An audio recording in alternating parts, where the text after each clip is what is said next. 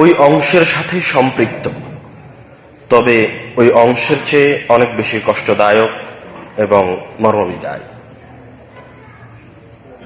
আমাদের এই আলোচনার প্রথম অংশে থাকবে রব্বুল আলামিনের ইবাদত এবং দ্বিতীয় অংশে থাকবে জান্নাতীদের মৃত্যু। জান্নাতীদের মৃত্যুতে আমরা যাদের কথা আলোচনা করব, যাদের মৃত্যুবরণের ঘটনা আমরা বর্ণনা করব, তাদের মাঝে থাকবে স্বয়ং আল্লাহ রাসূল সাল্লাল্লাহু আলাইহি ওয়াসাল্লাম, আল্লাহ রাসূলের পুত্র ইব্রাহিম আলাইহিস সালাম এবং আল্লাহ রাসূলের নাতি জায়নাব আলাইহিস সালাতু ওয়াস সালামের সন্তান। ইবাদতের উপরে আপনাদের সাথে আমার সংক্ষিপ্ত কথা, কোন এক জমায় শুধু ইবাদতের উপর কথা হবে ইনশাআল্লাহ, কিন্তু মৃত্যুর সাথে ইবাদত খুবই ওতপ্রোতভাবে জড়িত। রব্বুল আলামিন মানুষকে এই পৃথিবীতে শুধুমাত্র একটা কাজ দিয়ে পাঠিয়েছেন, তার নাম হচ্ছে ইবাদত। রব্বুল আলামিন মানুষকে যে সেকেন্ড দিয়েছেন আর শরীরের এক ফোঁটা বা সরিষা সমপরিমাণ শক্তি প্রদান করেছেন, তা দেওয়ার পিছনে রব্বুল আলামিনের একটাই কারণ, সেটা হচ্ছে মানুষ তার ইবাদত করবে। দলিল, আল্লাহ রাব্বুল আলামিন কোরআনুল কারীমে বলছেন, ওয়ামা খালাকতুল জিন্না ওয়াল ইনসা ইল্লা লিয়াবুদুন, আমি মানুষকে এবং জিনকে আমার ইবাদতের জন্য সৃষ্টি করেছি। এই আয়াত সবাই জানেন। আর এক আয়াতে রব্বুল আলামিন বলছেন, ওয়ামা উমিরু, তাদেরকে আর কোনো নির্দেশই দেওয়া হয়নি, আর কোনো নির্দেশ নাই, ইল্লা লিয়াবুদুল্লাহ মুখলিসিন, শুধুমাত্র একটা নির্দেশ ছাড়া, একটা কাজ ছাড়া, সেটা হচ্ছে তারা ইখলাসের সাথে রব্বুল আলামিনের ইবাদত করবে। তো রব্বুল আলামিন এই পৃথিবীতে আমাদের জন্য কোনো কাজ রাখেননি তার ইবাদত ছাড়া। রব্বুল আলামিন এই পৃথিবীতে আমাদের জন্য কোনো সময় রাখেননি তার ইবাদতের বাহিরে। আবার একই কথা, আপনার প্রতি ফোঁটা সেকেন্ড এবং প্রতি ফোঁটা রক্ত রব্বুল আলামিন দিয়েছেন তার ইবাদতের জন্য। এবং রব্বুল আলামিনের কাছে এই সময়টা আপনার হায়াত থেকে নিয়ে, আপনার বিবেক বুদ্ধি আসা থেকে নিয়ে শুরু করে মৃত্যু পর্যন্ত সময়টা হচ্ছে পরীক্ষার।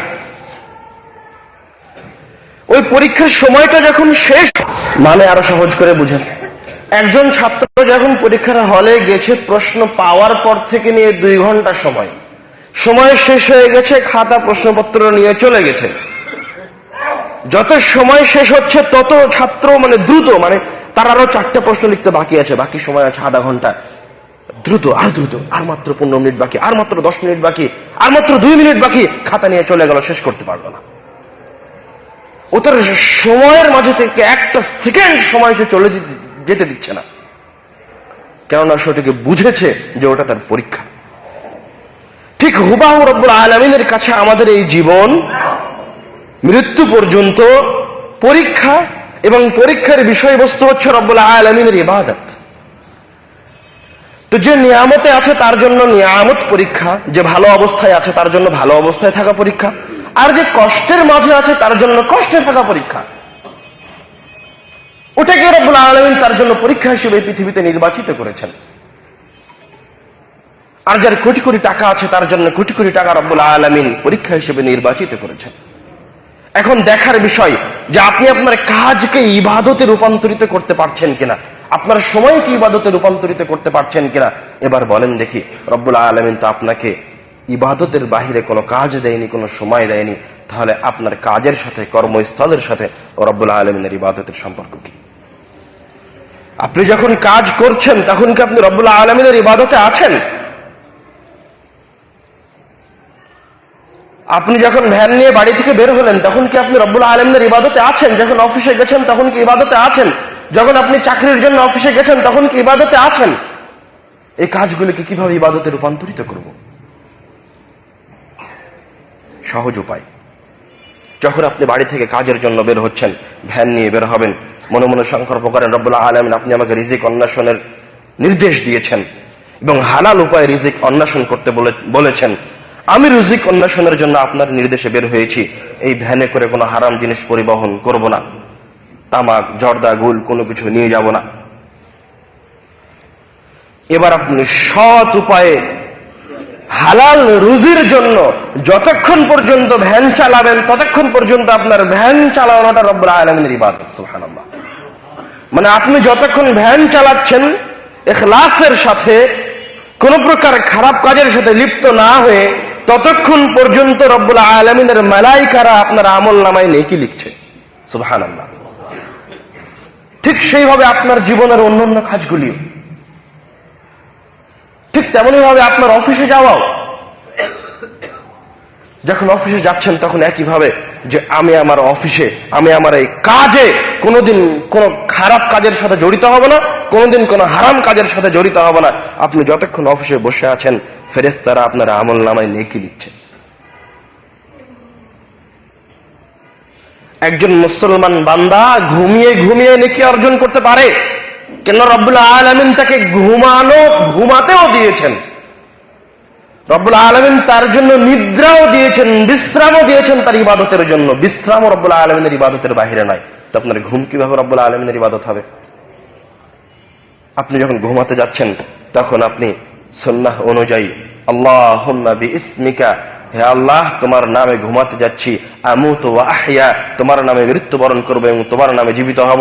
এবং মনে মনে সংকল্প করেন যে সকালবেলায় ফজরের সময় সালাতে উঠে মসজিদে জামাতে গিয়ে ফজরের সালাত আদায় করব।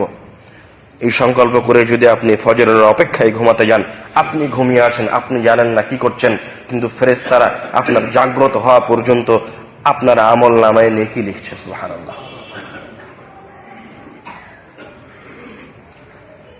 ঠিক তেমনি ভাবে আমাদের জীবনের প্রত্যেকটা কাজ রব্বুল আলামিন একটি কাজ দিয়েছেন, ভ্যান চালানো। তার চেয়ে আরো সম্মানের কাজ আছে না নাই? আছে। তো ওই কাজকে আপনি ইবাদতে রূপান্তরিত করলেন। ওটা ছোট কাজ, তার তেমন কোনো ফ্যাসিলিটিস নাই, কিন্তু তার চেয়ে আরেকটু ভালো কাজ, যেমন কোনো প্রতিষ্ঠানের দায়িত্ব পালন করা। ওই জায়গায় আবার রব্বুল আলামিন, একে তো আপনি যদি ন্যায় পরায়ণতার সাথে দায়িত্ব পালন করেন তাহলে নাকি পাবেন, আর ওই জায়গায় গিয়ে যদি আপনি মুস্তাকিম থাকেন, যে মুস্তাকিমের ব্যাখ্যা আপনারা গত আমার খুতবায় শুনেছেন, ওইরকম সীসা ঢালা প্রাচীরের মতো থাকেন, তাহলে আপনার জন্য ইবাদতের পাশাপাশি আলাদা বিনিময় আছে। ঠিক তেমনি ভাবে একজন শিক্ষক যে ছাত্রকে শিখাচ্ছে, তো শিক্ষা প্রদান করা এটা হচ্ছে পেশার মাঝে সবচেয়ে শ্রেষ্ঠ পেশা। তো মর্যাদার দিক থেকে, ইবাদতের দিক থেকে এটা হচ্ছে সবচেয়ে বেশি নেকির কাজ, সবচেয়ে উত্তম পেশা। সংক্ষিপ্ত আকারে খায়রুকুম মান তাআল্লামাল কুরআন ওয়া আল্লামাহ, মানে যে কোরআন মাজিদ শিখাচ্ছে এবং শিখে, সে হচ্ছে রব্বুল আলামিনের কাছে সকল মানুষের মাঝে থেকে সবচেয়ে উত্তম। সুবহানাল্লাহ। তো সে যদি ইখলাসের সাথে ছাত্রদেরকে পড়ায়, ওটা মেম্বারের ছেলে, এই জন্য তাকে আলাদাভাবে সময় দিবে, তার প্রতি আলাদা দৃষ্টি রাখবে, আর ওটা কৃষকের ছেলে, এই জন্য তার প্রতি অবহেলা করবে, এভাবে যদি না পড়িয়ে সে সবার প্রতি সমান দৃষ্টি রেখে পড়ায়, তো রব্বুল আলামিনের কাছে সে সবচেয়ে শ্রেষ্ঠ বান্দাদের অন্তর্ভুক্ত হবে, এতে কোনো সন্দেহ নাই।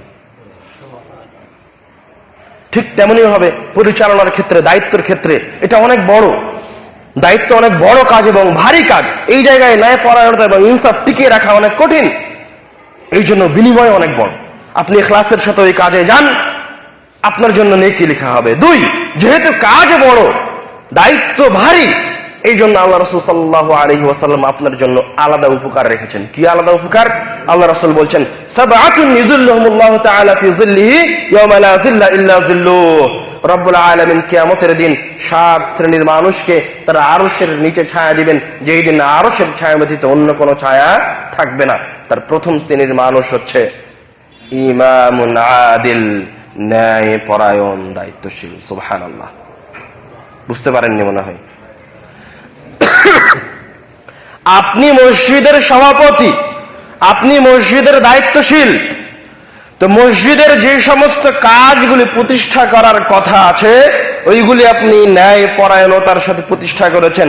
1, মসজিদে 5 ওয়াক্ত সালাতের ব্যবস্থা। 2, মসজিদে মুসলমানদের শিক্ষা ব্যবস্থা। 3, মসজিদের ইমামের ভালো ব্যবস্থা। 4, মুসল্লিদের ভালো ব্যবস্থা। এইভাবে যতগুলি ব্যবস্থা মসজিদের সাথে সম্পৃক্ত, এগুলি যদি আপনি ন্যায় পরায়ণতার সাথে পালন করেন এবং মসজিদের যে অর্থনৈতিক একটা সিস্টেম আছে, সেগুলোকে যদি আপনি ন্যায় পরায়ণতার সাথে, আমানতদারিতার সাথে ধরে রাখেন, তাহলে রব্বুল আলামিন বলছেন, এই দায়িত্ব সুন্দরভাবে পালন করার কারণে কিয়ামতের দিন আপনি রব্বুল আলামিনের আরশের নিচে ছায়া পাবেন। সুবহানাল্লাহ। তো ইবাদত স্টেপ বাই স্টেপ, আর প্রত্যেকটা ইবাদতের নেকি আছে, এমন কোন কাজ নয় যেটা নেকির বাইরে। এভাবে আপনি আপনার জীবনের প্রত্যেকটা কাজকে নেকিতে রূপান্তরিত করেন, কেননা আপনি আল্লাহর কাছে এখানে পরীক্ষা দিতে এসেছেন। বয়স বেশি হয়ে যাচ্ছে মানে আরো তাড়াতাড়ি করেন, কোনোভাবেই যেন আপনার জীবন থেকে কোনো একটা মিনিট বের না হয়ে যায় যে এই মিনিটটা ইবাদতের বাইরে চলে গেছে। আপনার জীবনে যেন এরকম কোনো কাজ না থাকে যে কাজটা আপনার ইবাদতের বাইরে চলে গেছে। আপনি ডাক্তার হন, ইঞ্জিনিয়ার হন, বড় কাজ, আপনার অন্তরে ইখলাস রাখেন, হে আল্লাহ এটা হচ্ছে এক আমার রোজের মাধ্যম, দুই এটা হচ্ছে মানুষের সেবা করার মাধ্যম। রব্বুল আলামিন তোমার খিদমতে এই পৃথিবীতে আমি নিয়োজিত আছি, আমি পরীক্ষার হলে বসে আছি। তুমি আমার রূহটা যখন বের করে নিবে আমার শরীর থেকে, তখন যেন আমি অমুক, আমি আব্দুর রহমান, আমি আব্দুর রহিম, আমি যেন তোমার ইবাদতরত অবস্থায় থাকতে পারি। আল্লাহুম্মা আমিন। তো আমাদের জীবনের কোনো একটা সময়, কোনো একটা মিনিট, কোনো একটা সেকেন্ড, কোনো একটা দিন, কোনো একটা বছর, কোন সময় ইবাদতের বাইরে নয়। আমার জীবনের কোন একটা শক্তি, সরিষা সমপরিমাণ শক্তি, অথবা আপনি যদি আরো বেশি শক্তিশালী হন, আপনার যদি আরো ক্ষমতা থাকে, আপনি যদি এলাকার মেম্বার হন, মন্ত্রী হন, এমপি হন, প্রধানমন্ত্রী হন, তাহলে আপনার শারীরিক শক্তি থেকে শুরু করে আপনার বাহ্যিক যে সমস্ত শক্তি আছে, প্রত্যেকটা শক্তি হচ্ছে রব্বুল আলামিনের ইবাদতের জন্য আল্লাহর পক্ষ থেকে দেয়া। আপনি এতে এত মনোযোগী হন যেন যে কোনো সময় পরীক্ষার হলে গেলে তো 2 ঘন্টা পরে খাতা নেওয়া হবে, এটা নিশ্চিত। দেখতে পাচ্ছেন ঘড়ি আপনার হাতে আছে, কিন্তু এই দুনিয়ার জীবনের পরীক্ষা কখন শেষ হবে এই ঘড়ি আমাদের কারো হাতে নাই।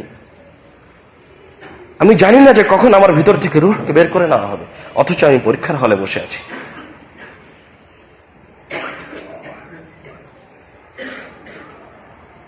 আমি, আপনি, আমরা সবাই দ্বীনি মুসলিম ভাই ও বোন আমাদের জীবনকে কতটা রব্বুল আলামিনের দরবারে উৎসর্গ করেছি, কতটা এই পরীক্ষায় মনোনিবেশ করেছি। আপনি হয়তো এই পরীক্ষা এখনো বুঝতে পারেননি। রব্বুল আলামিন সূরা মুলকের 2য় আয়াতে বলছেন, ওয়ামা খালাকতুল জিন্না ওয়াল ইনসা ইল্লা লিয়াবুদুন, আমি মানুষকে সৃষ্টি করেছি। আল্লাহ রাব্বুল আলামিন সূরা মুলকের 2য় আয়াতে বলছেন, আল্লাযী খালাকাল মাউতা ওয়াল হায়াতা লিয়াবলুয়াকুম আইয়ুকুম আহসানু আমালা, যিনি জীবন এবং মৃত্যুকে সৃষ্টি করেছেন লিয়াবলুয়াকুম, তোমাদেরকে পরীক্ষা নেওয়ার জন্য, আইয়ুকুম আহসানু আমালা, এই সময়ের মাঝে তোমাদের মাঝে থেকে কে সবচেয়ে বেশি ভালো কাজ সম্পাদন করতে পারছে। বাস এই জীবন মৃত্যুর এই সময়টা রব্বুল আলামিন আপনাকে কিসের জন্য দিলেন? তাহলে পরীক্ষার জন্য দিলেন, পরীক্ষার বাইরে নয়। আমি আপনি এই জীবনকে বড় মনে করেছি। আমাদের এই জীবন 2 থেকে 3 মিনিট সময়। কিভাবে? কিয়ামতের একদিনের ব্যক্তিকাল কত জানেন? 50,000 বছর। কিয়ামতের একদিন 50,000 বছর, আর আমাদের জীবনের গড় আয়ু 60 থেকে 70 বছর।